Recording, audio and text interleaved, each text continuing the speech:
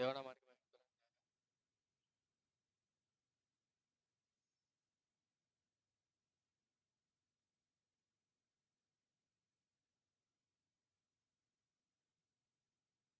చిన్న ప్రార్థన వాక్యపోవాలి కదా.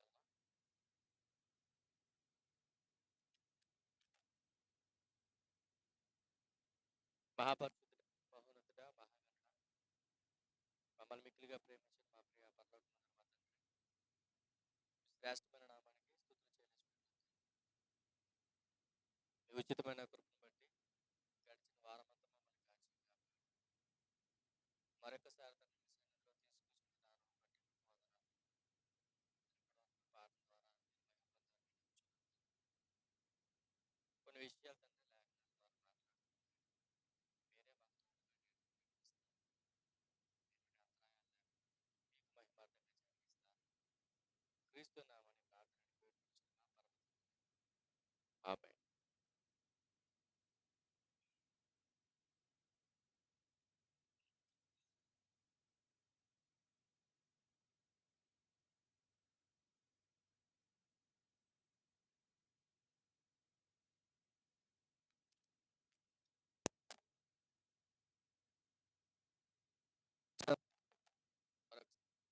మరొకసారి చేసుకుంటున్నాను.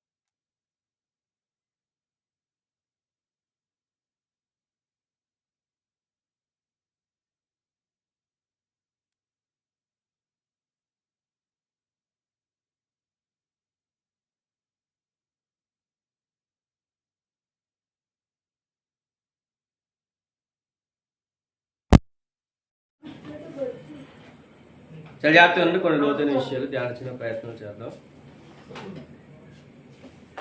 ప్రస్తుతం ఉన్నటువంటి పరిస్థితులు బట్టి వాటి విషయాలు ఏమి ప్రస్తావించుకోకుండా ఒక విషయం మనం మాట్లాడుకునే ప్రయత్నం చేయాలి. ఎందుకంటే చాలాసార్లు మాట్లాడడం మరొకసారి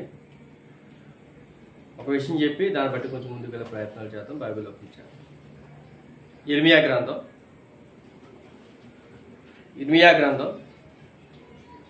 9వ అధ్యాయం 23-24 636 పేజ్.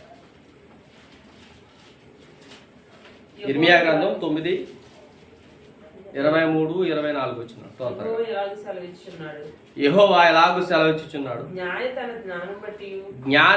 జ్ఞానం బట్టి శూరుడు తన శౌర్యమును బట్టి అతిశయింపకూడదు, ఐశ్వర్యవంతుడు తన ఐశ్వర్యమును బట్టి అతిశయింపకూడదు. అతిశయించేవాడు దేనిని బట్టి అతిశయింపవలను అనగా భూమి మీద కృప చూపు. చూడండి, ఇర్మియా గారు కోట్ చేస్తున్నట్టు ఒక విషయం కనబడుతుంది. అతిశయం అంటే అతిశయం అనేది దేని బట్టి ఉండకూడదంట? మన యొక్క తెలివిని బట్టి ఉండకూడదంట. జ్ఞాని దేని బట్టి అతిశయిస్తాడు? జ్ఞానమును బట్టి అతిశయిస్తాడు. అంటే జ్ఞానము అంటే లోకపరమైనటువంటి జ్ఞానం. మరలా చెప్తున్నా, లోకపరమైనటువంటి జ్ఞానమును గురించి మాట్లాడుతున్న విషయం. జ్ఞాని బట్టి ఏమిస్తాడు? అతిశయపడతాడు. మరలా శూరుడు అంటే యుద్ధ నైపుణ్యత కలిగినటువంటి శూరుడు ఎవరైతే ఉన్నారో ఆ శూరుడు తన శౌర్యమును బట్టి అతిశయపకూడదు. అంటే అతిశయపకూడదు అంటున్నాడు. దాని అర్థం ఏంటి? క్వైట్ ఆపోజిట్లో ఏదో జరగబోతుంది. అంటే జ్ఞానమును బట్టి, శూరుడు తన శౌర్యమును బట్టి అతిశయింపకూడదు. మరలా అతిశయించువాడు దేని బట్టి అతిశయించాలి అంటే చూడండి, మరలా పైన వచ్చిన ఐశ్వర్యవంతుడు తన ఐశ్వర్యమును బట్టి కూడా అతిశయింపకూడదు. మిమ్మల్ని అడుగుతున్నా, ఐశ్వర్యవంతుడుగా తయారు చేసింది ఎవరు? చెప్పండి. అర్థమవుతుంది చెప్తున్న విషయాలు. ఒకడు ధనికుడు అవ్వాలన్నా, ఒకడు పేదరికలో ఉండాలన్నా, ఒకడు మిడిల్లో ఉండిపోవాలన్నా అది ఎంత ఎవరి ఆధీనంలో ఉంటుంది? దేవుని ఆధీనంలో ఉంటుంది. అంటే ఐశ్వర్యవంతుడిగా తయారు చేయాలన్నా, ఐశ్వర్యవంతుడిగా అవ్వాలన్నా ఎవరు పర్మిషన్ ఇస్తే అవుతాడు? దేవుడు పర్మిషన్ ఇస్తేనే అవుతాడు. అంటే వాడికి ఉన్నటువంటి జ్ఞానం బట్టి, వాడికి ఉన్నటువంటి సోర్స్ని బట్టి వాడు ఐశ్వర్యవంతుడు అవుతున్నాడు. వాడికి ఉన్నటువంటి మేధావుని బట్టి వాడు జ్ఞాని అవుతున్నాడు. వాడికి ఉన్నటువంటి శూరత్వాన్ని బట్టి వాడు శూరుడు అవుతున్నాడు. ఇవన్నీ కూడా వాడి అతిశయం కాదు. వాడు దానిని బట్టి అతిశయింపకూడదు. దేనిని బట్టి అతిశయించాలంట? యెర్మీయా గారు అంటున్నారు చూడండి, అతిశయించేవాడు దేనిని బట్టి అతిశయించాలి అంటే భూమి మీద కృపను చూపుచు నీతి న్యాయములు జరిగించుచున్న యెహోవాను నేనే అని గ్రహించి నన్ను పరిశీలనగా తెలుసుకున్న బట్టి అతిశయించాలి. ఎవరిని బట్టి అతిశయించాలంట? చూడండి, అక్కడ చిన్న పరిచయం చెప్పాడు దేవుడు. యెర్మీయా గారు చిన్న పరిచయం చెప్పాడు. ఆ పరిచయం బాగా చూడండి. భూమి మీద కృప చూపుచు, అర్థమవుతుందా? భూమి మీద ఏం చూపిస్తున్నాడు ఆయన? కృపను చూపిస్తూ నీతి న్యాయములు జరిగించుచున్న యెహోవాను నేనే అని గ్రహించి. నీతి న్యాయాలు ప్రస్తుత కాలంలో జనరేషన్లో జరుగుతున్నాయా? జరగట్లేదు చెప్పండి. ఎక్కడో అరకొర. కానీ నీతి అనేది ఒకటి జరుగుతుందని, న్యాయం అనేది ఒకటి జరుగుతుందని ఎవరైతే నమ్మకంతో ఉంటారో అలాంటి వారు ఎవరిని బట్టి అతిశయించాలట? యెహోవాను నేనే. అంటే తండ్రి అనే దేవుడు ఉన్నాడని ఆయనను మనం దేనిని బట్టి ఎవరిని బట్టి అతిశయించాలంటే భూమి మీద ఆయన ఏం చూపిస్తున్నాడట? కృపను చూపిస్తున్నాడట. ఆ కృపను బట్టి మనం ఏం చేయాలట? అతిశయించాలట. అర్థమవుతుందా? అంటే భూమి మీద ఇంకా మనం ఉన్నాం, భూమి మీద ఆయన కృప మన మీద ఉంది. ఆ విషయాన్ని బట్టి మనం ఏం చేయాలంట? దేవుని బట్టి అతిశయించాలంట. ఇంకా దానికి ఎంత చూడండి మాటలా, యెహోవాను నేనే అని గ్రహించి నన్ను పరిశీలనగా తెలుసుకున్న బట్టియే అతిశయించాలి. అర్థమవుతుందా? మనం ఏం చేయాలంట? యెహోవాను నేనే అని గ్రహించి, యెహోవాను నేనే అని గ్రహించి. త్రిత్వం గురించిన డిస్కషన్ జరుగుతుంది కదా. ఇప్పుడు ఈ త్రిత్వం గురించిన డిస్కషన్ జరుగుతున్నప్పుడు మనం కూడా ఏం చేయాలి? ఎవరు దేవుడు అని మనం కూడా ఏం చేయాలట? గ్రహించాలి. ఇప్పుడు తండ్రి కుమార పరిశుద్ధాత్మ, అర్థమవుతుందా? తండ్రి కుమార పరిశుద్ధాత్మ. తండ్రి అంటే యెహోవా దేవుడు, గాడ్, సుప్రీం గాడ్. కుమారుడు అంటే ఎవరు చెప్పండి? కుమారుడు అంటే యేసుక్రీస్తు వారు. 3 ఆదరణకర్త పరిశుద్ధాత్మ. వీళ్ళ ముగ్గురు ఎవరై ఉన్నారు? ఏమై ఉన్నారు? ఎలాగున్నారు? వారి యొక్క స్వరూపాలు ఏంటి? వారి యొక్క పోలికేటి? వారి తత్వం ఏంటి? వారు చేస్తున్న పనులు ఏంటి? వీటన్నిటిని మనం ఏం చేయాలంటే ఆయన అన్నాడు చూడండి, మీరు గ్రహించి యెహోవా నన్ను గ్రహించి, మళ్ళా చూడండి, తెలుసుకుని బట్టి యెహోవాను నేనే అని గ్రహించి నన్ను పరిశీలనగా తెలుసుకుని బట్టియే అతిశయించాను. తర్వాత త్వరగా అట్టి వాటిలో నేను ఆనందించుచున్నానని యెహోవా సెలవిచ్చుచున్నాడు. బాగా వినండి, దావీదు గారు దేని విషయంలో ఆనందిస్తున్నాడట? మొట్టమొదటి కీర్తన ఒకసారి తీయండి. ఒకసారి దావీదు గారు ఆనందపడుతున్నాడు. ఒక కీర్తన, మొట్టమొదటి కీర్తన. దుష్టుల ఆలోచన చెప్పున్నాక, పాపుల మార్గమున నిలవక, అపహాసకులు కూర్చుండి చోటను కూర్చుండక, యెహోవా ధర్మశాస్త్రమందు ఆనందించుచు దివారాత్రము దాన్ని ధ్యానించువాడు ధన్యుడు. అంటే ఇప్పుడు దావీదు గారికి ఏం అర్థమైంది? మళ్ళీ చెప్తున్నా, ఈ కీర్తన ఎవరు రాశారు? దావీదు గారు రాసిన కీర్తన. ఇప్పుడు దావీదు గారు రాసిన కీర్తనలో మనకు అర్థమవుతున్న విషయం అంటే, యెహోవా ధర్మశాస్త్ర గ్రంథాన్ని చదివితే దావీదు గారికి ఎలా ఉందంట? ఆనందంగా ఉందంట. ఆయన ఎలా చదివాడట? దివారాత్రమును దాన్ని ధ్యానించాడట. ఇప్పుడు దివారాత్రము దాన్ని ధ్యానించాడు కాబట్టి బాగా గుర్తుపెట్టుకోండి, ధర్మశాస్త్రాన్ని, యెహోవా ధర్మశాస్త్రాన్ని ఏం చేశాడు? ఆనందించుచు. బద్ధకత చదవలే, తర్వాత నామకార్థంగా చదవలేదు. యెహోవా ధర్మశాస్త్రాన్ని ఎలా చదివాడు? ఆనందంగా చదివాడట. తర్వాత దివారాత్రము. దివారాత్రము అంటే పగలు రాత్రులు మధ్యాహ్నం 3 పూట్ల ఆయన ఏం చేశాడట? ఆ ధర్మశాస్త్ర గ్రంథాన్ని దాన్ని ధ్యానించువాడు ధన్యుడు. ధన్యుడు అనే పదం వచ్చిందంటే ఆల్రెడీ ఆయన ఏమయ్యాడు?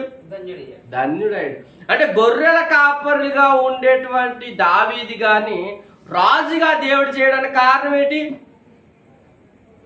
అడుగుతున్నా.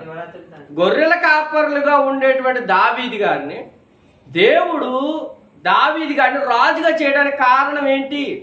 ఏంటంటే వారి తల్లిదండ్రులు ధర్మశాస్త్రం అంటే ఎలాగుంటుందో, దాన్ని ఎలా ధ్యానించాలో, దాన్ని ఎలా చదవాలో, ధర్మశాస్త్రం అంటే ఏంటో ఆ కుమారుడికి నేర్పించారు. ఎవరా కుమారుడు చెప్పండి? దావీదు గారు. అంటే దావీదు గారు ఆ ధర్మశాస్త్రాన్ని ఎలా చదవగలిగాడంటే తల్లిదండ్రులు చేసినట్టే క్రమశిక్షణ, అంతే కదా. అంటే తల్లిదండ్రుల క్రమశిక్షణలో పిల్లలుంటే పిల్లల యొక్క భవిష్యత్తు ఎలా ఉంటుంది? బంగారు బాటగా ఉంటారు. అంటే ఇప్పుడు యెహోవా ధర్మశాస్త్ర గ్రంథాన్ని ఆయన ఏం చేశాడట? దివారాత్రాలు చదివాడు కాబట్టి ఆయన ఏమయ్యాడు? దాన్ని చదవడమే కాదు, ధ్యానించాడు. ధ్యానించడంలో ఆయనకి అర్థమైందంట, యెహోవా ఉన్నాడని అర్థమైందంట. అందుకనే దావీదు గారిని దేవుడు ఏం చేశాడట చెప్పండి? దావీదు గారిని దేవుడు ఏం చేశాడు? రాజుగా చేశాడు. ఆ రాజుగా చేసిన విధానంలో అందరూ తెలుసు. ఆ యోధా గోత్రం అంతా దావీదు గారితో స్టార్ట్ అయింది. ఎక్కడి నుంచి? రాజుల పరిపాలన. ఆ రాజుల పరిపాలన అంటే దీన్ని బట్టి ఒక విషయం అర్థం అవ్వాలి. యెహోవా అంటే తండ్రి అయిన దేవుణ్ణి తెలుసుకోవటంలో మనకి ఏమైనా ఉపయోగం ఉందా లేదా చెప్పండి? దేవుణ్ణి తెలుసుకోవడంలో మనకి ఏమైనా ఉపయోగం ఉందా లేదా చెప్పండి మీరే. ఉంది. దాన్ని ధ్యానిస్తే మిమ్మల్ని అడుగుతున్నా, మనకు కూడా చాలా లేఖనాలు ధ్యానించాం, చదివాం, వివరించుకుంటూ పోతుంటే చాలా కొత్త విషయాలు మనకు తెలుస్తున్నాయి. మనం ఎప్పుడైతే ఆ లెసన్స్ వింటున్నామో, ఆ వాక్యాలు విన్న తర్వాత మరలా మన ఇంటికెళ్ళి ధ్యానిస్తే, మిమ్మల్ని అడుగుతున్నా, ఇంటికెళ్ళి ధ్యానిస్తే మనకు ఆనందం. ఇంటికెళ్ళి ధ్యానించకపోతే చెప్పండి పరమానందం, ఎందుకంటే కొడుకుంటాం కాబట్టి. అంటే మనం ఏం చేయాలంటే ఇంటికి వెళ్ళిన తర్వాత చెప్పబడిన లేఖనాలు ఏమవుతుందో, చెప్పబడిన లేఖనాలు, వినబడిన లేఖనాలు మన ఇంటికి వెళ్ళిన తర్వాత ఏం చేయాలంట? మరలా దాన్ని ధ్యానించాలి. మన దాన్ని ధ్యానించాం, ఏం చేస్తాం ఇంటికి వెళ్ళానే ఇదే. కానీ చెప్పబడుతున్న సంగతులు చాలా జాగ్రత్తగా వినడానికి ప్రయత్నాలు చేయండి. కొన్ని విషయాలు మనం లేఖనాల ద్వారా మాట్లాడే ప్రయత్నాలు చేద్దాం త్వరగా. యాకోబు గారు రాసిన పత్రిక 3వ అధ్యాయం. యాకోబు గారు రాసిన పత్రిక 3వ అధ్యాయం మొదటి నుంచి చదువుదాం. నా సహోదరులారా, బోధకులమైన మనము మరీ కఠినమైన తీర్పు పొందుదమని తెలుసుకుని మీలో అనేకులు బోధకులు కాకుండు. అనేక విషయంలో మనమందరము తప్పిపోచున్నాం. ఎవడైనా మాట యందు తప్పని అట్టివాడు లోపము లేనివాడు జాగ్రత్తగా. ఆల్రెడీ కొన్నిసార్లు చెప్పాను, మళ్ళీ దాన్ని వివరించుకుంటూ ముందుకు వెళ్ళిపోతాం. నాకు తెలిసి ఒక వచ్చిన మనం వివరించుకున్నట్టు నాకు ఐడియా ఏది? బోధకులమైన మనము మరీ కఠినమైన తీర్పు పొందుదమని మీలో అనేకులు బోధకులు కాకుండా. ఈ విషయాన్ని బట్టి కొన్ని విషయాలు సింపుల్గా లేఖనాల నుంచి మాట్లాడుకునే ప్రయత్నాలు చేస్తాం. అంటే ప్రస్తుతం ఉన్నటువంటి పరిస్థితులను బట్టి సంఘాల్లో గలిబేలు అనేది ఎక్కువై, ఈ సంఘాల్లో గలిబిలి ఎక్కువడం వలన ఆల్రెడీ ప్రభువైన యేసుక్రీస్తు వారు ముందుగానే చెప్పబడిన మాట ఏంటి? ఆ మాట ఒకసారి తీద్దాం. మత్తయి గారు రాసిన సువార్త 2వ రాకడ గురించినటువంటి విషయాలు మాట్లాడుతున్నటువంటి సందర్భాలు. మత్తయి గారు రాసిన సువార్త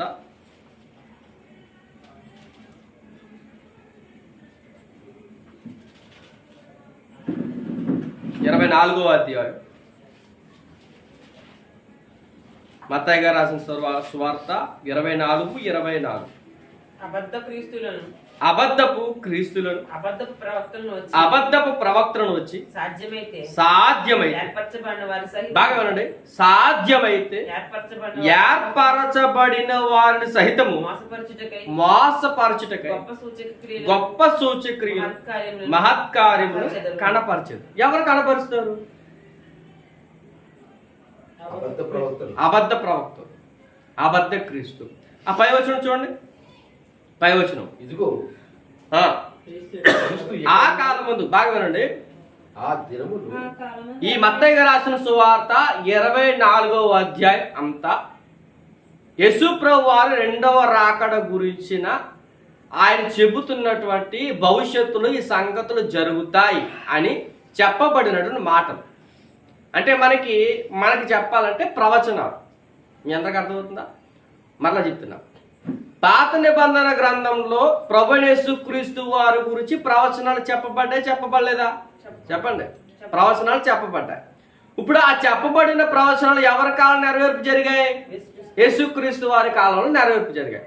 ఇప్పుడు యేసుక్రీస్తు వారి కాలంలో యేసుక్రీస్తు వారు చెప్పబడిన ప్రవచనాలు ఏవైతున్నాయో, ఆ మాటలు ఏవైతున్నావో, ఆ మాటలు ఎవరి కాలం నెరవేర్పు జరుగుతాయి? మన కాలంలో నెరవేర్పు జరుగుతున్నాయి. అర్థమవుతుందా? అంటే మనకినే పాత నిబంధనకి మధ్యలో ఇప్పుడు ఎవరున్నారు? ఏ నిబంధన ఉంది? క్రొత్త నిబంధన ఉంది. ఇప్పుడు పాత నిబంధన అంతా యేసుక్రీస్తు వారు ప్రవచనాల రూపంలో నెరవేర్పు జరిగింది. ఇప్పుడు యేసుక్రీస్తు వారు అంటే క్రొత్త నిబంధనలో జరిగినటువంటి సందర్భాలు, క్రొత్త నిబంధనలో యేసుక్రీస్తు వారు చెప్పబడినటువంటి మాటలనే ప్రవచనాలు అనుకుంటే, ఇప్పుడు ఆ ప్రవచనాలు ఎవరి కాలంలో నెరవేర్పు జరుగుతాయి?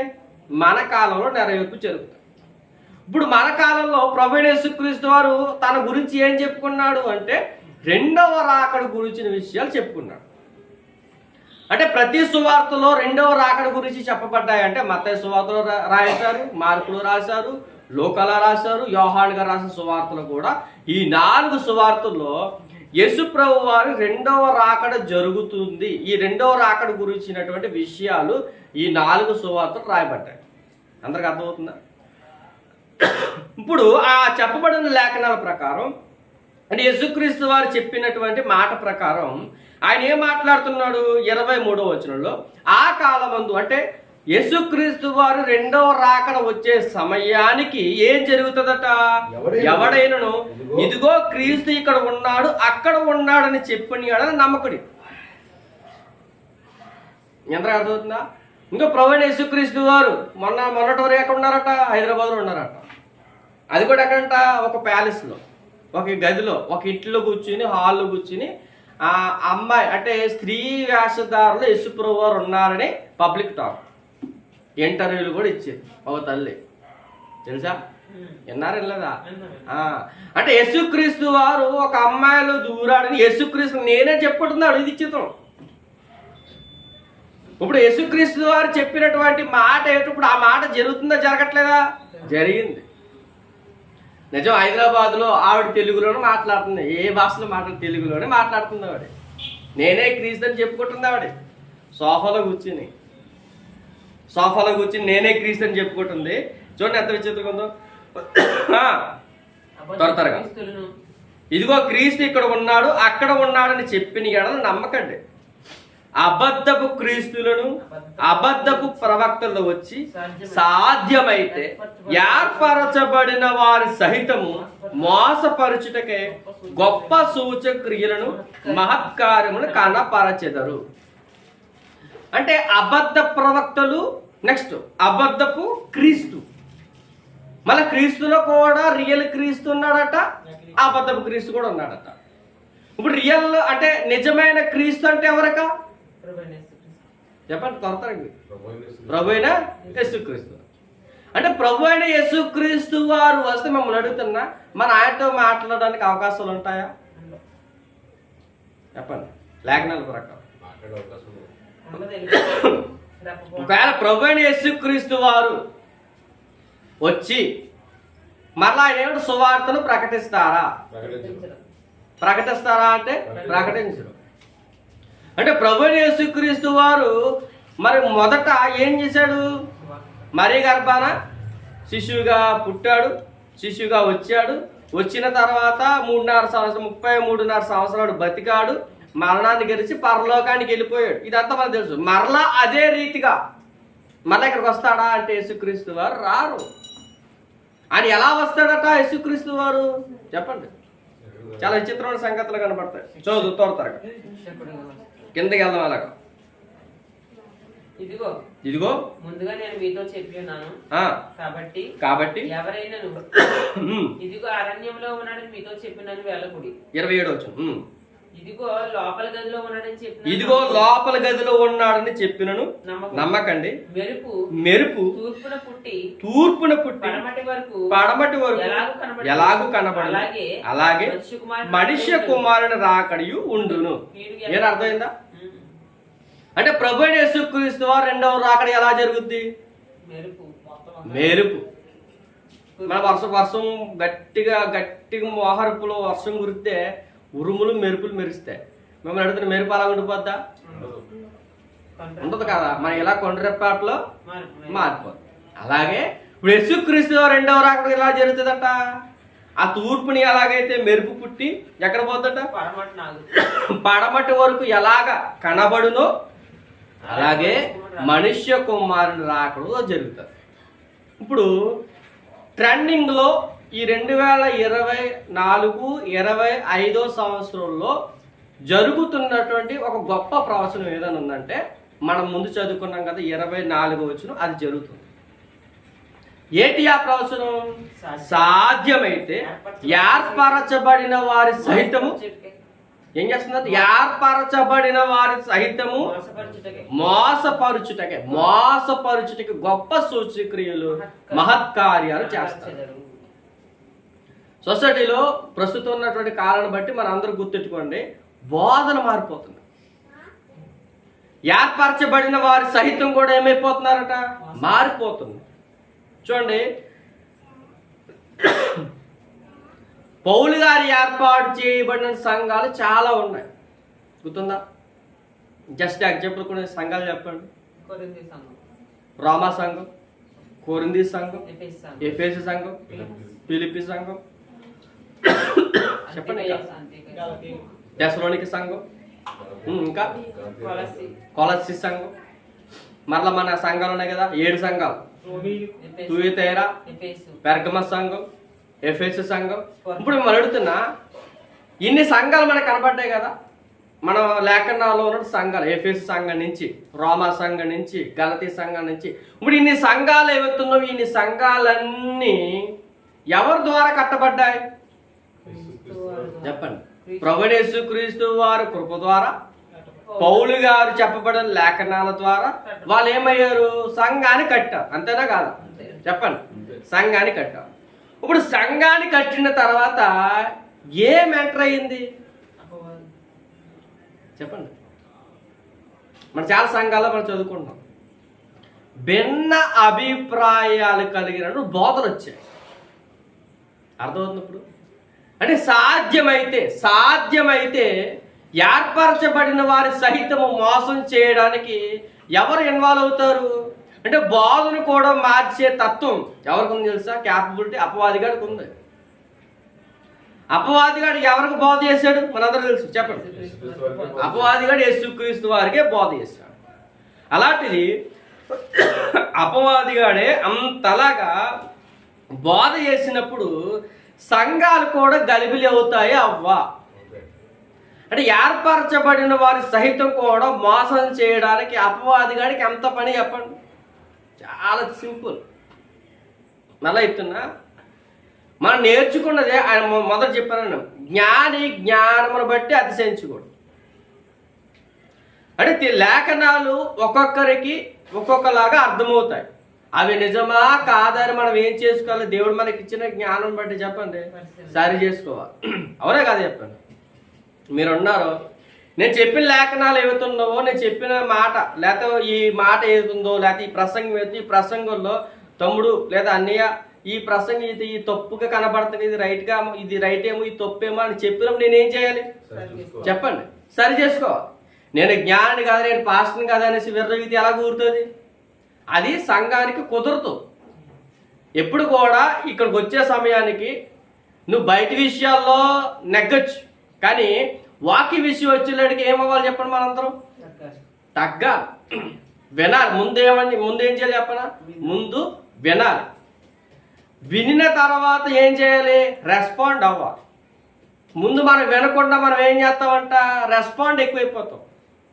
అందుకనే సంఘాలు కూడా ఏం జరుగుతున్నాయి చెప్పండి? గలిబిలి స్టార్ట్ అయ్యింది. సో ఇప్పుడు యేసుక్రీస్తు వారి రెండవ రాకడ అతి సమీపంలో ఉందా లేదా అంటే ప్రస్తుతానికి ఉంది. అందుకనే యాకోబు గారు మాట్లాడుతూ మనకు ఒక మాట చెప్తున్నాడు. వెళ్దాం చరిత్రలో.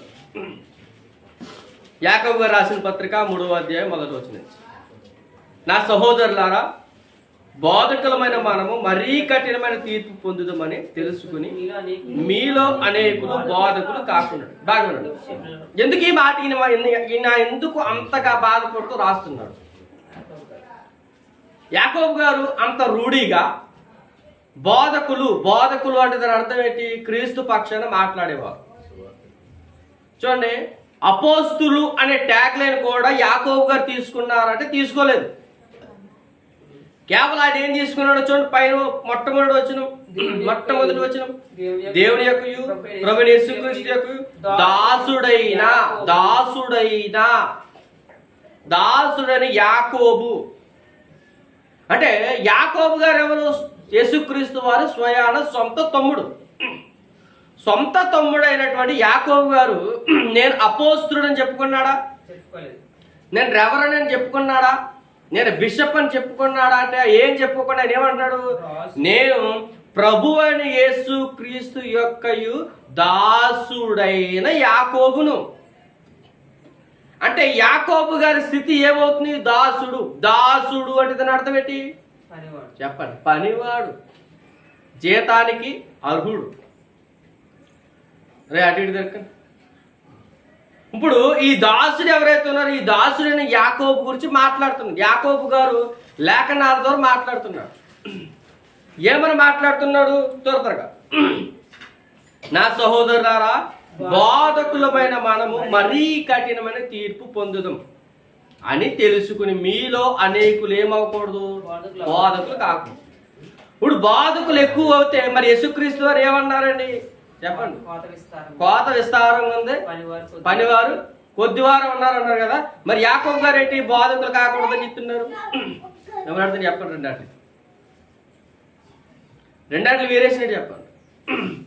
అక్కడేమో యేసుక్రీస్తు వారేమో కోత ఎక్కువ ఉంది అంటున్నాడు, పనివారేమో కొద్దివారు అంటున్నాడు. ఇక్కడేమో యాకోబు గారు ఏమంటున్నారు? బోధకులు ఉండొద్దని చెప్తున్నాడు.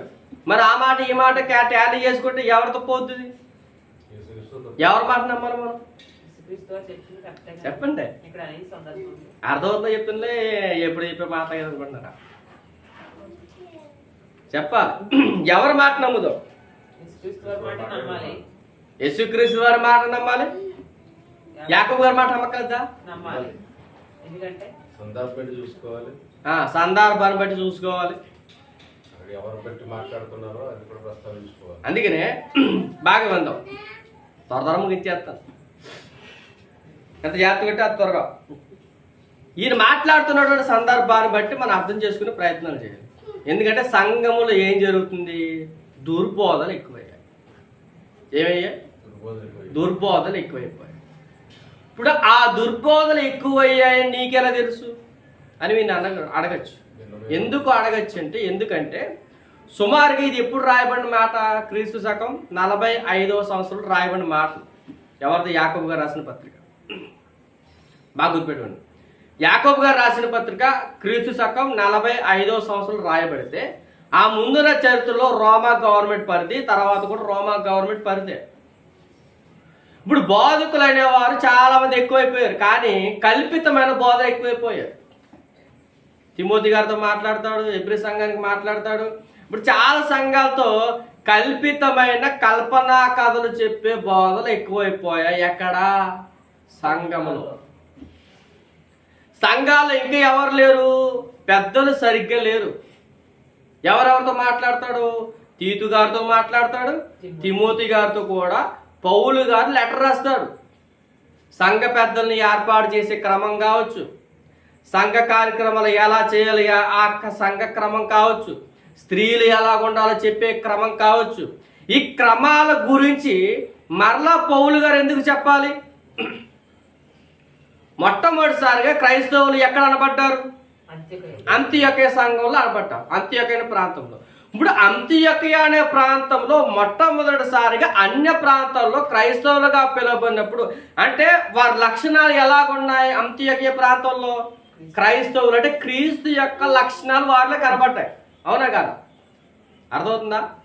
అంటే అంతియొకయ సంఘంలో మొట్టమొదటిసారిగా ఉన్నటువంటి అక్క విశ్వాసులందరూ క్రీస్తు లక్షణాలు కనబడ్డాయి కాబట్టి క్రైస్తవులుగా పిలువబడ్డారు. ఇప్పుడు వాళ్ళు క్రైస్తవులుగా పిలువబడినప్పుడు మిమ్మల్ని అడుగుతున్నా, వారికి దేని మీద అవగాహన ఉండాలి? తర్వాత చెప్పండి, దేని మీద అవగాహన ఉండాలి? ప్రభువైన యేసుక్రీస్తు వారి గురించి ఎలా స్ప్రెడ్ చేయాలి, ఇంకా ఎవరికి సువార్తను ఎలా చెప్పాలి అని వాళ్ళు ఏం చేస్తారు? స్ప్రెడ్ చేసే పనిలో ఉంటారు, అంటే పంచిపెట్టే పనిలో ఉంటారు సువార్తను. ఈ సువార్తను పంచిపెట్టే పనిలో ఉంటూ ఏమైపోయాయంటే సంఘములో భిన్నాభిప్రాయాలు కలిగిన బోధలు రావడం వలన సంఘముల యువత కూడా పాడైపోయింది. తిమోతి గారితో మాట్లాడతారు, తీతు గారితో మాట్లాడతారు. ఇగో అత్తను కోడల మధ్య గొడవలు జరుగుతున్నాయి సంఘంలో. ఎక్కడ? క్రేతులో. అంటే క్రేతు అనే సంఘం మిమ్మల్ని అడుగుతున్నా, క్రేతు అనే పట్టణంలో పౌలు గారు ఏర్పాటు చేయడం సంఘం బాగుందా బాగోలేదా? మిమ్మల్ని అడుగుతున్నా. అర్థమవుతుంది చెప్తున్న విషయాలు? చెప్పండి. సంఘం బాగుంది. ఎఫెసు సంఘం కూడా బాగుందో బాగోలేదా? ఎఫెసు సంఘం బాగుంది. పెర్గమ సంఘం బాగుందో బాగోలేదా? అన్ని సంఘాలు బాగున్నాయి. కానీ ఏమైంది? స్టేజ్ అంటే ఎప్పుడైతే పౌలు గారు ఎలాగెళ్ళారో, అంటే ఎప్పుడైతే పౌలు గారు వేరే సంఘానికి వెళ్ళారో ఈ సంఘం ఏమైపోతుంది? బోధలో మారిపోతుంది. చూడండి, మన తుయతేర సంఘం చూసుకున్నాం, అన్ని బాగున్నాయి. క్రియ బాగుంది, ప్రేమ బాగుంది, విశ్వాసం బాగుంది, అన్ని బాగున్నాయి. ఒకటే ఒకటి తక్కువ వచ్చి 2 తప్పు వచ్చినాయి. ఏంటి? ఒకటి జారత్వం చేస్తుందంట, 2 విగ్రహాలు కనిపించినవి తింటుందంట. ఏ సంఘం అది? తుయతైర సంఘం. అంటే సంఘములో ఈ కల్పితమైన బోధ ఏమైపోయింది? ఇప్పుడు స్ప్రెడ్ చేశారు. అందుకని ఆయన అన్నాడు, మీ బోధకులుగా ఉన్నారు కదా, మీ బోధ వల్ల సంఘం ఏమైపోద్ది అంటే నరకానికి పోద్ది. అంటే మీరు ఉన్నది ఉన్నట్టుగా మాట్లాడితే, ఉన్నది ఉన్నట్టుగా లేఖనాల ద్వారా చెబితే సంఘం ఏమవుద్ది? క్రీస్తు యొక్క రక్తం ద్వారా కడగబడిన సంఘం ఎక్కడికి వెళ్తారు చెప్పండి?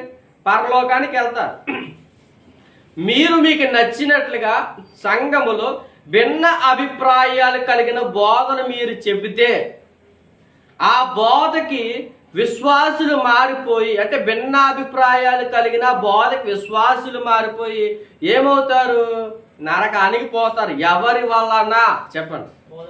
బోధకుడు. అర్థమవుతుందా? అంటే ఇక్కడ కూర్చున్నట్టు ఇక్కడ నిలబడి సేవ చేస్తున్న ఏ బోధకుడైనా దేని ద్వారా మాట్లాడాలి? టెక్స్ట్ ద్వారా మాట్లాడాలి. ఇప్పుడు టెక్స్ట్లో తప్పుగా చెప్పితే అప్పుడు ఏం చేయాలి? వచ్చేవారు నేను ఈ పలానా పదం నేను తప్పు చెప్పాను, నన్ను క్షమించని ఏం చెప్పాలి? సంఘం ఎదుట క్షమాపణ అడగాలి. చూడండి, చాలామంది ప్రార్థన చేసినప్పుడు చివరిలో ఏమంటే ఒక మాట అంటారు, ప్రభువా తండ్రి ఈ ప్రార్థన ఏమైనా తప్పులు చెప్పుంటే నన్ను క్షమించు. చాలా సింపుల్గా. అంటే తప్పు ఒప్పుకోవడంలో ఏమైనా ఉందా చెప్పండి? ఏముండదు. కానీ ఈగోలు పోతారు. అంటే సేవా పరిచర్యలో మనం ముందుకు వెళ్తున్నప్పుడు ఇది నిలబడిపోయి ఈగోలకు పోయారు అనుకోండి, ఆ ఈగోల ద్వారా ఎంతమంది ప్రాణాలు నరకానికి పోతాయి? కొన్ని ప్రసంగాల ద్వారా నరకానికి పోతాయి. అందుకని యాకోబు గారు అంత ఖండితంగా ఈ మాట చెప్తున్నారు. మీ అందరికి అర్థమైందా? అంటే సేవకుడు నిలబడి ఉన్నది ఉన్నట్టుగా మాట్లాడితే, లేఖనాల్లో ఉన్నది ఉన్నట్టుగా మాట్లాడితే నిజమైన బోధకుడు. ఈ బోధకుడు ప్రసంగం ద్వారా పరలోకానికి వెళ్తారు. ఇదే బోధకుడు ప్రసంగం ద్వారా నరకానికి కూడా పోయే అవకాశాలు కూడా ఉన్నాయి. కాబట్టి బోధకుడు ఏం చేయాలప్పుడు? సరైన క్రమంలో టెక్స్ట్ ఏదైతే ఉందో టెక్స్ట్ రూపంలోనే చెప్పండి బోధించాలి, వాక్యం చెప్పాలి. ఇలా వాక్యం చెబితేనే మీరు బోధకులుగా పిలువబడతారు. అందుకే అపోస్తులు ఏం చేశారు? అపోస్తులు అందరూ అంత గట్టిగా అలా దృఢంగా నిలబడడానికి కారణం ఏంటి? ఆ పునరుద్ధాన్ని చూశారు వాళ్ళు. అవునా కాదు చెప్పండి? త్వరగా ముందుకు వెళ్దాం. వాళ్ళు పునరుద్ధాన్ని చూశారు కాబట్టి వాళ్ళు విశ్వాసముతో ముందుకు వెళ్ళారు. నిజం చెప్తున్నా, పౌలు గారు నిలబడడానికి కారణం ఏంటి చెప్పండి? ఒకటి దర్శనమైతే, మరొకటి తెలుసా, నేను పరిచయుడై ఉండి నేను టెక్స్ట్ని ఎందుకు అర్థం చేసుకోలేదని ఏడ్చాడు ఆయన. ఆయన ఏ సంతతి సంబంధించిన వాడు? పరిచయుడు. ఎవరి దగ్గర శిష్యరికం చేశాడు చెప్పండి త్వరగా? గమాలీయుల దగ్గర శిష్యరికం చేశాడు. 3.5 సంవత్సరాలు అట. ఎక్కడ పోయాడంట? అరేబియా ప్రాంతానికి పోయాడని ఏడ్చేసాడు వాడు కూర్చొని. బాప్తిస్మం తీసుకున్న వెంటనే 3.5 సంవత్సరాలు అరేబియా ప్రాంతానికి వెళ్ళిపోయి అక్కడ అరణ్యంలో శోధింపబడి మరలా వచ్చి దమస్కు దగ్గరికి వచ్చి నిలబడి, నేను వాకింగ్ చెప్తానండి, నన్ను పంపించండి అని అననీయని అడిగితే అప్పుడు యెరూషలేము ప్రాంతాన్ని పంపించాడు. ఎవరో పెద్ద మనిషి అననీయ గారు. అంటే ఎంత విచిత్రం ఉందంటే, బోధకులుగా అయిన తర్వాత, బోధకుడిగా నువ్వు నిలబడిన తర్వాత మనం ఏం చేయాలట? టెక్స్ట్ రూపంలోనే మాట్లాడాలి. అర్థమవుతుందా? దాని చాలా వేరియేషన్లు ఉంటాయి. ఎన్ని వేరియేషన్లు ఉన్నా లాస్ట్కి ఎవరిని తీసుకుని రావాలి? మనం యేసుక్రీస్తుని తీసుకుని రావాలి. ఆ మార్పు ఏమై ఉండాలి చెప్పండి? ఆ మార్పు ఏమై ఉండాలి? పరలోకానికి తీసుకుని వచ్చే విధంగా ఉండాలట. ఇలా లేకపోవడం వల్లే బోధకులుగా మీరు ఉండకండి. ఒకవేళ మీరు చెప్పలేరా, బోధ చేయలేరా, చెయ్యకపోతే మానేయండి, విశ్వాసం ఉండిపోండి. ఒకవేళ నేను బోధ చేయగలను, నేను మార్చగలను ఒక దృఢమైన సంకల్పం ఉందా, బోధ చేయండి. అందుకే నేను మాట్లాడుతూ త్వరగా చూడండి. ఒక విషయం మంచి మాటలో చెప్తున్నాడు యాకోబు గారు 3వ వచనం నుంచి. 3వ వచనం నుంచి గుర్రములు మనకు లోబడుటకే నోటికి కళ్ళము పెట్టి వాటి శరీరం అంతా త్రిప్పుదుము కదా. వాడలను కూడా చూడి అవి ఎంతో గొప్పదే, పెనుగాలికి కొట్టుకొని పోబడినను వాడ నడుపు వాడి ఉద్దేశం చెప్పున మిక్కిలి చిన్నదగు చొక్కాని చేత తిప్పబడును. బాగా 2 ఎగ్జాంపుల్ చెప్పాడు. ఎవరు? యాకోబు. ఈ 2 ఎగ్జాంపుల్ ఎందుకు చెప్పబడిందంటే బాగా వింటే బాగా అర్థం. మొదటి ఏంటి? గుర్రపు స్వారీ చేసేవాడు డైరెక్ట్గా దామె కూర్చుని పోనీ అని మామూలుగా అంటే గుర్రం వెళ్తుందా? వెళ్ళదు. ఏం చేయాలి? దానికి నోటికి ఏం పెట్టాలంట చెప్పండి? నోటికి ఏం పెట్టాలంటే చూడండి కనబడుతుంది. నోటికి ఏం పెట్టాలంటే కళ్ళెమ్మ పెట్టాలంట. అంటే గుర్రానికి ఉన్నటువంటి బలం అంతా ఇప్పుడు దేంట్లో ఉంటుంది? కళ్ళెములో ఉందంట. నోటికి కళ్ళెం పెట్టి చూడండి. గుర్రపు స్వారీ చేసే వాళ్ళు కూడా ఎక్కడ పెడతాడు? కాళ్ళు పెడతాడా చెప్పండి? నోటికి ఎడతాడు. అంటే నోటికి ఎట్టిన తర్వాత ఏం చేస్తుందంట? నోటికి కళ్ళెం పెట్టి వాటి శరీరం అంతా ఏం చేస్తే త్రిప్పును. అంటే గుర్రానికి బలం అంతా ఇప్పుడు ఎక్కడుంది చెప్పండి? గుర్రానికి బలవంతా ఎక్కడుంది? నోటి దగ్గర. ఇప్పుడు ఆ నోటి దగ్గర ఈయన కళ్ళెం ఎప్పుడైతే పెట్టాడో, బాగా నోటి దగ్గర ఎప్పుడైతే కళ్ళాన్ని పెట్టాడో, ఇప్పుడు ఆ కళ్ళెమును పట్టుకున్న మనిషిని మాట ఇప్పుడు ఎవరు అంటున్నారు? గుర్రం అంటుంది. అంటే ఇప్పుడు బాడీ ఎంత అంటే గుర్రాని యొక్క బాడీ ఎంత ఇప్పుడు ఎవరి ఆధీనం ఉంటే ఆ నోటికి కళ్ళెం పెట్టాడే అందులో ఉందంట గుర్రాని యొక్క బలం. 2 పెద్ద వాడ కనబడుతుంది మనకి. అంత పెద్ద వాడ ఏతుందో ఆ వాడంతా పెనుగాలి వచ్చినప్పుడు వాడను మనుషులందరూ తిప్పేస్తారా? తిప్పరు. చిన్న చుక్కాని ఉంటుంది, ఎలా తిప్పేది ఉంటుందంట. బస్ డ్రైవర్ ఎలా తిప్పుతున్నాడో అలాగే చుక్కాని ఉంటుందంట. ఆ చుక్కాని ఆ కెప్టెన్ ఎవరుతున్నా కెప్టెన్ ఎలా తిప్పితే అలా తిరుగుతుంది వాడ. అంటే అంత పెద్ద వాడ చిన్న చుక్కాని ఎలా తిప్పితే తిరిగేద్దంట. అంటే ఇప్పుడు వాడంతా కూడా ఎవరి అండర్లో ఉంది? దేని అండర్లో ఉంది? చుక్కాని చేతిలో ఉంది. అంటే చుక్కాని ఎలాగైతే మనం తిప్పుతామో అలాగే తిరుగుతుంది అంట. 2 అర్థమయ్యా? 1 గుర్రం యొక్క బలం కనబడింది, 2 వాడ యొక్క బలం కనబడింది, 3 త్వరగా 3వది అలాగనే 5వ వచనం. అలాగనే నాలుక కూడా చిన్న అవయమైనను బహుగా అదురుపడు. బాగా ఇప్పుడు ఎవరి దగ్గరకు వచ్చాం? మన శరీరం దగ్గరకు వచ్చాం అని బాగా క్యాచ్ చేశాం. ఒకటి గుర్రం శరీరం దగ్గరికి వెళ్ళాం, 2 వాడి దగ్గరికి వెళ్ళాం, 3 మన బాడీలో కూడా అసలైన అవయవం ఉందట. అది అవయవం ఏంటంట చూడండి, నాలుక. ఈ నాలుకట చాలా డేంజర్ అట.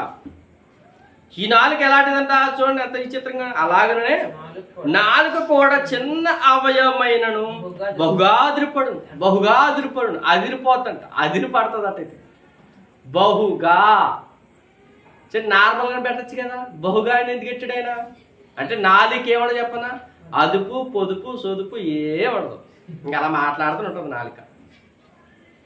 చూడండి ఈ నాలుకకు ఉన్నటువంటి క్యాపబిలిటీ గురించి కూడా యాకోబు గారు రాస్తున్నారు. త్వరగా చూద్దాం. ఎంత కొంచెము నిప్పు ఎంత విస్తారమైన అడవు తగలబెట్టును, అంతే కదా. అర్థమైందా? నిప్పు చిన్నదే, అడవిలో అలా రాచుకుంది అనుకోండి, ఏమవుద్ది, అడవి అంతా తగలడిపో. అలాగే నాలుకను దేంతో పోల్చాడట యాకోబు గారు చూడండి. నాలుకను దేంతో పోల్చాడు, నాలుక అగ్నియే. అర్థమైతే అమ్మ, చిన్న మాట ఎప్పుడో ఎక్కడో అంటాం, బాగా చిన్న మాట ఎప్పుడో అంటాం, ఆ మాట మాట మాట మాట రాజుకుని అది కూడా ఏమైపోద్దట, అగ్నిలో మారిపోద్దట. ఏటా మాట, నాలుక. అంటే ఎప్పుడో చెప్పిన మాటట అగ్నిలో మారిపోద్దంట. త్వరగా నాలుక కూడా అగ్నియే. నాలుక మన అవయములో ఉంచబడిన పాప ప్రపంచమై సర్వ శరీరమునకు మాలిన్యం కలుగు చేయొచ్చు, ప్రకృతి చక్రమునకు చిచ్చు పెట్టును, అది నరకము చేత చిచ్చు పెట్టబడును. బాగా ఈ నాలుక ఏం చేస్తుందంట చెప్పండి, ప్రకృతి చక్రానికే తంటాలు పెడుతుంది. మిమ్మల్ని అడుగుతున్నా, ఈ నాలుగు ద్వారా మనం ఏం చేస్తున్నాం, మాట్లాడుతున్నాం. 1 మంచి మాట్లాడుతున్నాం, 2 చెప్పండి చెడు కూడా మాట్లాడుతున్నాం, 3 మంచిగానే మాట్లాడుతాం. ఈ నాలుగుతోనే మనకు జాతం చెప్పనా, బూతులు కూడా మాట్లాడుతాం. అని ఈ నాలుగు గురించి ఆయన ఎందుకు అంతలా మాట్లాడుతున్నాడంటే, నాలుగు చాలా విషయాలు మనం కంట్రోల్ చేసుకోవాలి. త్వరగా కొన్ని రెఫరెన్స్ ఉన్నాయి, త్వరగా చదవడానికి ప్రయత్నం చేయండి. 52వ కీర్తన 2వ వచనం, 52వ కీర్తన 2వ వచనం. త్వరగా కీర్తన గ్రంథం 52 2వ వచనం. మోసము చేయవాడా వాడిగల మంగళ కత్తి వలె నీ నాలుకను నాశనం చేయడానికి ఉద్దేశించింది. మేలు కంటే కీడు చేయటయు నీతి పలుకుట కంటే అబద్ధము చెప్పుటే నీకు ఇష్టం. ఇది దావీదు గారి జీవితంలో జరిగిన చరిత్ర. మీకు ఎంతమంది గుర్తులో నాకు తెలియదు, కానీ ఇది ఎవరి గురించి చూడండి. పై వచనంలో ఆ 52వ వచనంలో కింద 52వ అధ్యాయంలో ఒక మెయిన్ హెడ్లైన్ ఇచ్చి చూడండి. దావీదు గారు ప్రధాన యాజకునికి ఎదోమీయుడైన దోయగు సౌలునతకు వచ్చి దావీదు అహీమెలెకు ఇంటికి వచ్చి ఉన్నాడని అతనితో చెప్పినప్పుడు దావీదు రచించిన దైవ ధ్యానం. అహీమెలెకు గారు ఎవరు, యాజకుడు. గుర్తుందా? యాజకుడు ఇంటికి దగ్గరికి వెళ్ళిన తర్వాత దావీదు గారు యాజకుడు ఇంటికి వెళ్తే, అయ్యా ఆకలేస్తుంది అన్నం పెడతారా అంటే అప్పుడు ఏం పెడతాడు, సముఖపు రొట్టెలు ఇస్తాడు. గుర్తుందా మీ అందరికన్నా? ఆ సముఖపు రొట్టెలు ఇచ్చినప్పుడు ఎవరుంటారు, దోయగు పక్కన ఉంటాడు. దోయగు చూస్తాడు. కేవలం ఆ రొట్టెలు ఇచ్చినందుకు దోయగు ఏం చెప్తాడు, సౌలు దగ్గరికి వెళ్ళి అహీమెలెకు ఇంటి దగ్గర దావీదు ఉన్నాడని చెప్తాడు. నువ్వు నాకు ఎందుకు చెప్పలేదని అహీమెలెకు వారి కుటుంబాన్ని సౌలు ఏం చేసి చెప్పేస్తాడు. సో ఈ నాలుక ఏం చేసింది, ఆతృత ఎక్కువ, ఒక కుటుంబాన్ని పాడు చేసేసింది. ఏంటి, నాలుక. మీ అందరికి అర్థమవుతుందా? అంటే ఈ నాలుక అబద్ధ సాక్ష్యాలు కూడా పలుకుతుందా, పలకదా చెప్పండి? అబద్ధ సాక్ష్యం పలుకుతుంది.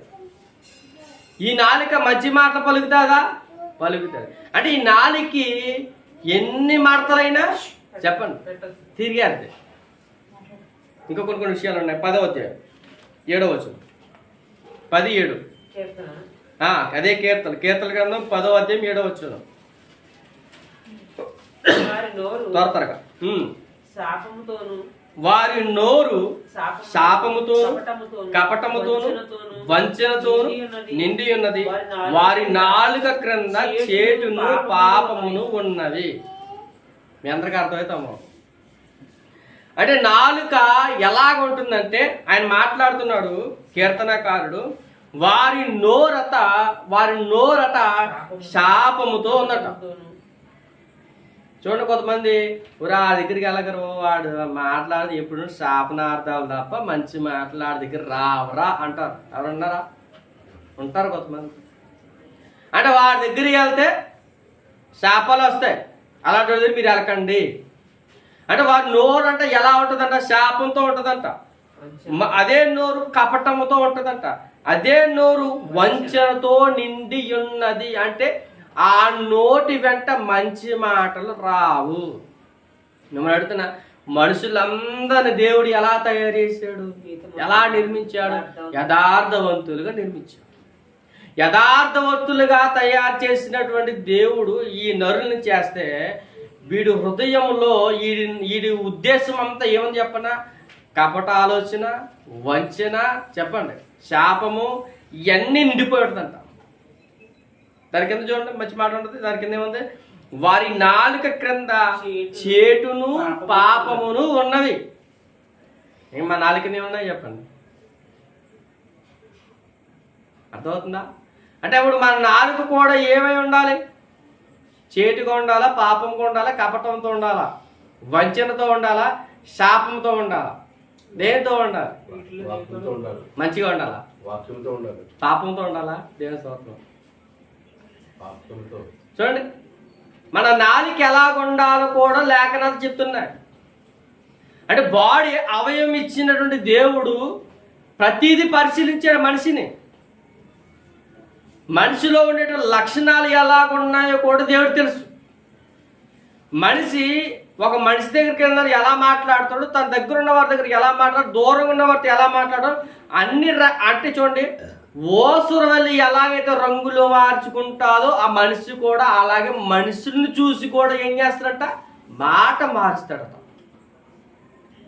అంటే మనిషిని చూసి ఇవన్నీతో ఎలా మాట్లాడాలి, ఈ సిస్టర్తో ఎలా మాట్లాడాలి, వీళ్ళతో ఎలా మాట్లాడాలి, వీళ్ళతో అంటే మనుషుని బట్టి కూడా మాట్లాడేవారు కూడా సొసైటీలో ఉన్నారా అంటే ఉన్నారు.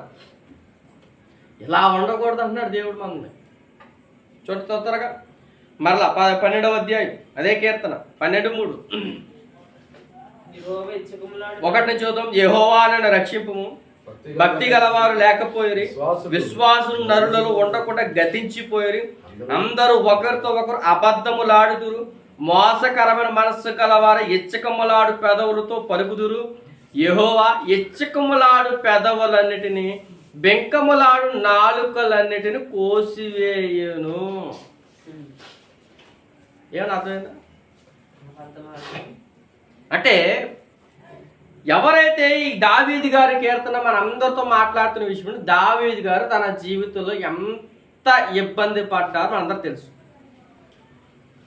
ఎన్ని కష్టాలు పడ్డాడో తెలుసు. శత్రువులు ఎంతో మంది ఆయన చంపేయడానికి వచ్చారు. తన కొడుకే చంపేయడానికి వచ్చాడు, తన మామగారే చంపేయడానికి వచ్చాడు, తన భార్య చేదరించింది. ఎవరు చెప్పండి? దావీదు గారి భార్య తెలుసు కదా. వీళ్ళందరూ కూడా ఎంతో మంది చేదరించడానికి వచ్చినా ఆయన ఏం చేయలేక అలా గుర్తుపోయాడు. సిమియోను వాడు తిట్టాడు. ఎంతో మంది తన జీవితంలో ఎంతో మంది అందరూ ఒకరితో ఒకరు అబద్ధాలు ఆడేసుకుంటున్నారు. నాలుక ఎంత చూడండి, నాలుక చిన్న అవయమే. ఈ నాలుకను బట్టి బాగా గుర్తుపెట్టి, నాలుకను బట్టి మనిషి యొక్క క్యారెక్టర్ డిసైడ్ అయిపోతుంది. మీ అందరికి అర్థమవుతుందా?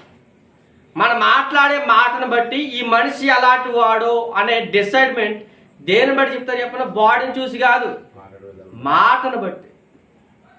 అనే మన మాట అవునంటే అవును, కాదంటే కాదు అనే మాట కింద ఉందనుకోండి, ఇటు పర్ఫెక్ట్ ఆల్రైట్ రా.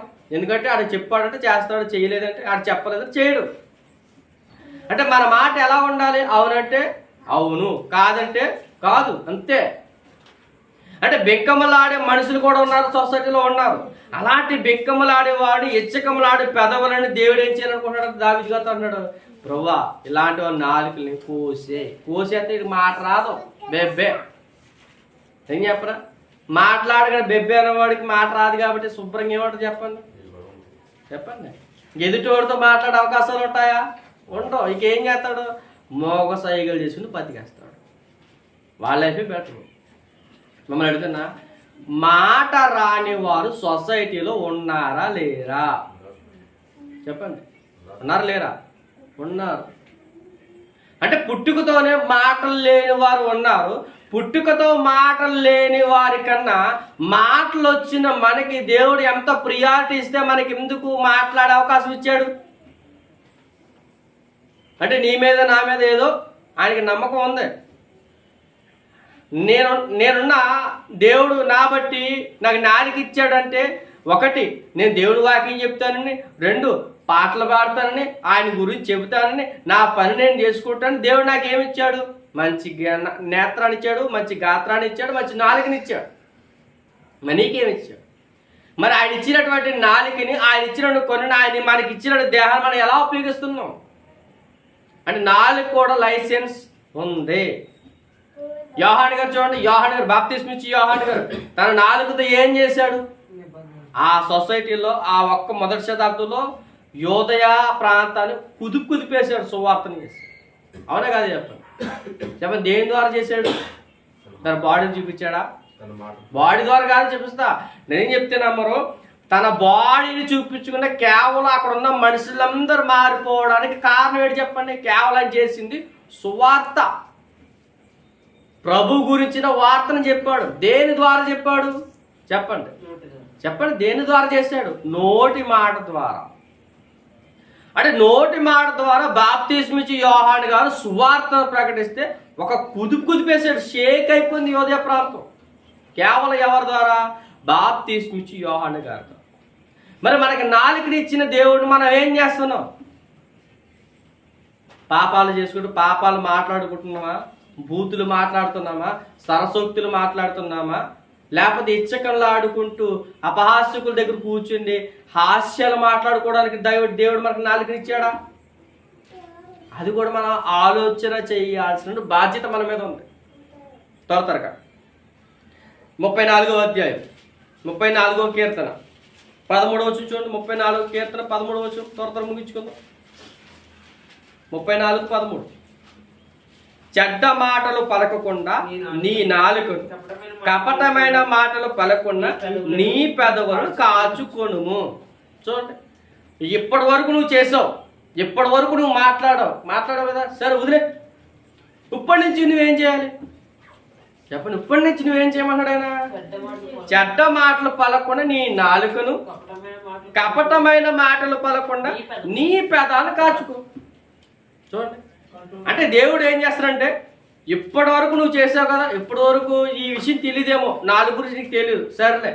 ఇప్పటి వరకు పాపాలతో మాట్లాడవు, సరసక్తులు మాట్లాడవు, నీవు పాపం గురించి మాట్లాడవు, సరే ఇప్పటి వరకు మాట్లాడు, ఆ మాట్లాడి పక్కన పెట్టు. ఇప్పటి నుంచి నువ్వేం చేయి? బూతులు మాట్లాడకుండా ఉండు. నీ మాటల్ని కంట్రోల్ తోటి మాట్లాడు, కంట్రోల్గా ఉండు. చూడండి ఎంత బాగా మాట్లాడుతుండే అది కీర్తన కాదు. చెడ్డ మాటలు పలకకుండా, ఎవరిని ద్వేషించకుండా, ఎవరిని దూషించకుండా నీ మాట ఎలాగుండాలంట? అదుపులో పెట్టుకోవాలంట. ప్రభు అదుపులో పెట్టుకుంటే ప్రభు ఏమవుతుంది ప్రభు అంటే చాలా విచిత్రమైన సంగతులు ఉంటాయి. చూడండి 35, అదే పక్క పేజీ 35:28. 35:28 నా నాలుక నీ నీతిని గూర్చి, నీ కీర్తిని గూర్చి దినమెల్లా సల్లాపములు చేయును. ఇప్పుడు నాలుకను ఇప్పుడు దేనికోసం ఉపయోగించాలన్నప్పుడు చెప్పాలి అందరు గట్టిగా చెప్పండి. అసలు దేవుని నీతిని గూర్చి, దేవుని యొక్క కీర్తిని గూర్చి మాట్లాడాలట. ఇప్పుడు నాలుక ఇచ్చినటువంటి డ్యూటీ ఏంటి చెప్పండి? ఈ నాలుగు ఇచ్చిన డ్యూటీ దేవుని పరిచర్యలో ఉపయోగించుకోవడానికి, వాడడానికి మనకు నాలుకనిచ్చాడు. మరలా గుర్తుపెట్టుకోండి, చెప్తున్నా, మరలా గుర్తుపెట్టుకోండి. అనేక మంది మాట్లాడడానికి కొంతమంది ఇంకా మోగబోయినవా గొంతులు ఉన్నాయి. ఆ మోగబోయిన గొంతుల దగ్గరికి వెళ్ళి నువ్వు ఆలోచన చేసుకో. అరే ఈడేటి ఇతనేటి ఇలాగున్నాడు, ఇతను మాటలు లేకుండా అలాగున్నాడు, మాటలు వచ్చిన నాకును మాట్లాడకుండా ఉన్న అతనికి వ్యత్యాసం ఏంటని గుర్తించుకోవాలి మనం. నేను చెప్పాలంటే మనకంటే అతనే బెస్ట్. ఎందుకంటే అది నోటంటే ఏరా మాటలు రావు. అతి విచిత్రం ఉందంటే మన నాలుక ఇచ్చి దేవుడు మనకి ఇచ్చిన నాలుకను బట్టి మనం ఏం చేయాలంటే ఆయన గురించి చెప్పాలట. ఆయన నీతిని గురించి, అతని కీర్తిని గురించి, దేవుడి యొక్క కీర్తిని గురించి దినమెల్లా ప్రతిరోజు మనం సల్లాపములు చేయాలి, చెప్పాలట.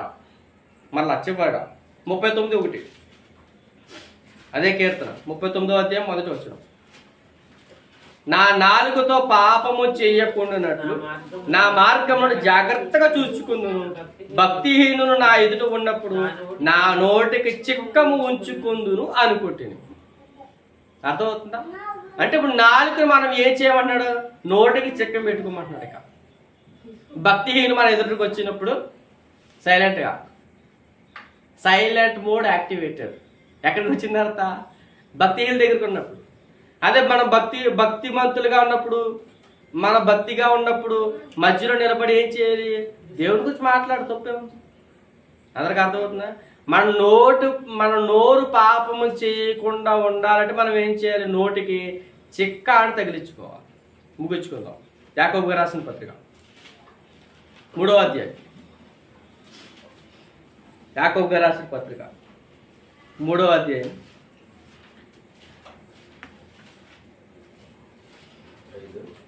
9వ వచనం. 3:9. దీనితో బాగా తండ్రి అయిన ప్రభువును స్తుతింతుము. దీనితోనే దేవుని పోలికగా పుట్టిన మనుషులను కూడా శపిస్తాం. అవునా కాదు చెప్పండి? మీ అందరికి అర్థమైందా? మాట అర్థమైందా? వచ్చిన అర్థమైందా? మళ్ళా చెప్తున్నా గట్టిగా. 9వ వచనం. దేనితో నాలుకతో తండ్రి అయిన ప్రభువుని స్తుతింతుము.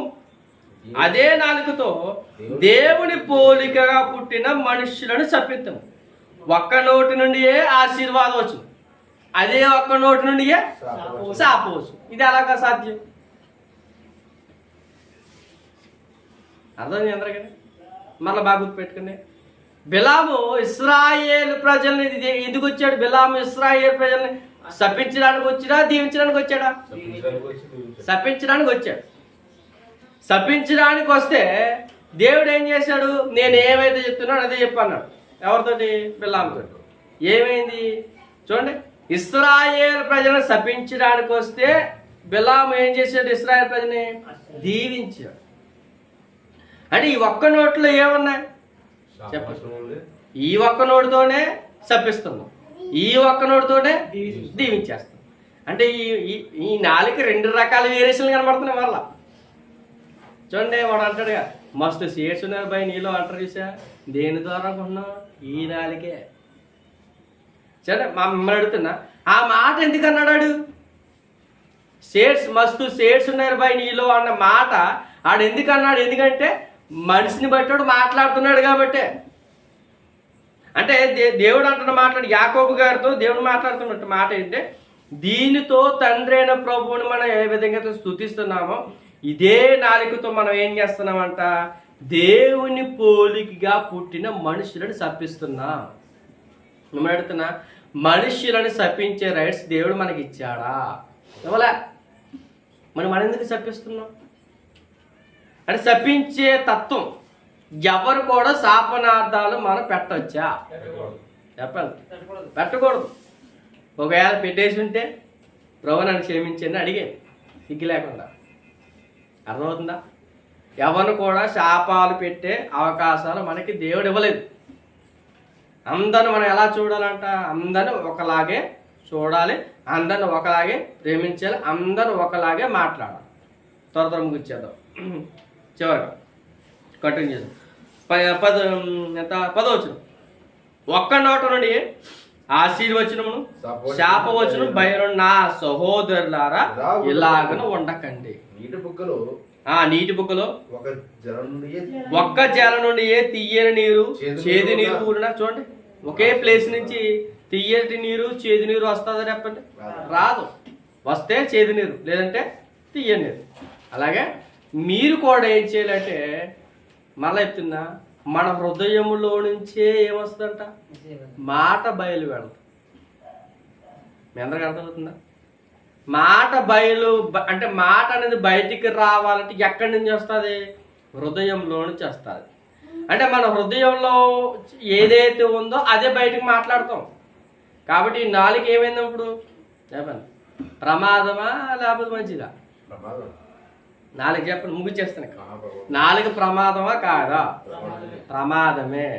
కాబట్టి ఈ నాలుక యాకోబు గారు దేనితో పోల్చాడు? అగ్నితో పోల్చాడు. ఇప్పుడు చెప్పిన మాట మనిషి బాగా గుర్తుపెట్టుకోండి. ఇప్పుడు చెప్పిన మాట అంట, ఈ నాలుక చెప్పిన మాట ఇప్పుడుకో గుర్తొస్తుంది. అది అలా అలా అలా అలా పెద్ద అగ్నిలో మారిపోతుంది, తగలెట్టేస్తుంది. అదే అన్నాడు ఆయన. అగ్ని తగలబెట్టేద్దంట, అడవిని కాల్చేద్దంట. ఆ అడవి కాదు, కుటుంబాలలో కూడా చెప్పండి, కుటుంబాలలో కూడా ఈ నాలుక చాలా ప్రమాదం. కాబట్టి కుటుంబాలతో ఉన్న మనం ఎవరితోటి విభేదాలు పెట్టుకోకుండా చెప్పండి ఏం చేయాలంట, ఈ నాలుకను కంట్రోల్ చేసుకోండి. అర్థమవుతుందా? మనం ఎప్పుడైతే నాలుగును మనం కంట్రోల్ చేసుకుంటామో ఆటోమేటిక్గా ఎవరు కంట్రోల్ చెప్పనా, దేహం మన కంట్రోల్లో ఉంటుంది. చెప్తున్నా, నాలుక కంట్రోల్లో ఉంటే మన బాడీ మన కంట్రోల్లో ఉంటుంది.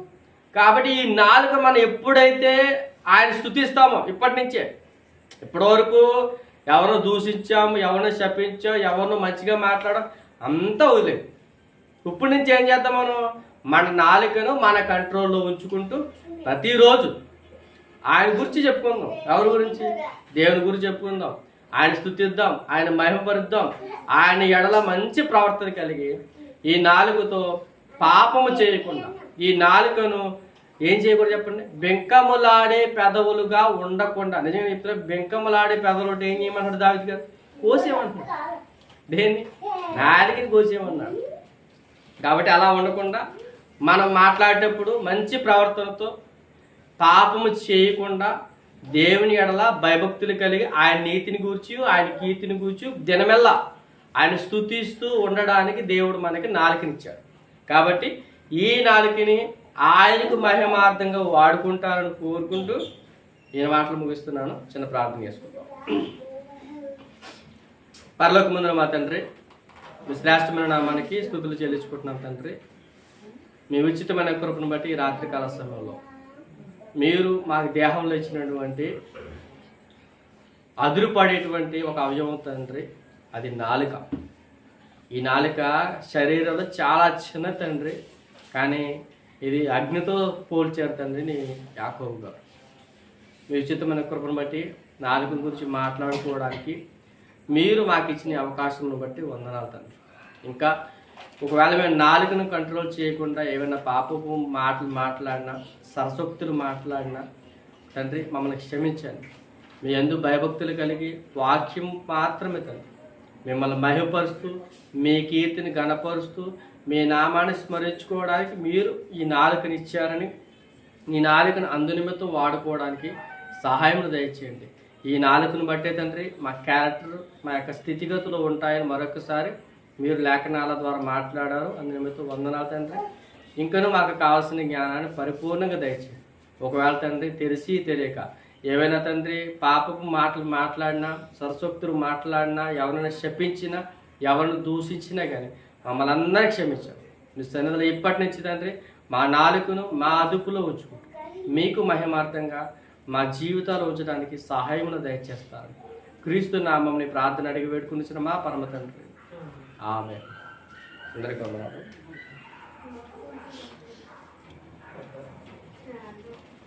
త్వరగా చదవండి.